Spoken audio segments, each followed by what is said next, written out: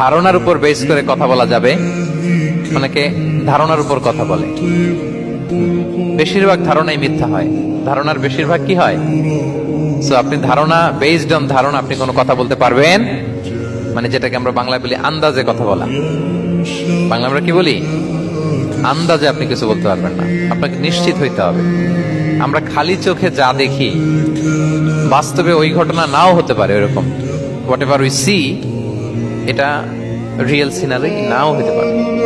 ভেতরে হয়তো এমন কিছু একটা আছে যেটা আমরা জানি না। এজন্য ধারণা করে কথা বলা নিষেধ ইসলামে। ওয়া ইন্না যান্না লা ইউগনি মিনাল হাক্কি শাইআ, আল্লাহ বলেন ধারণা কখনো সত্যের বিকল্প হতে পারে না।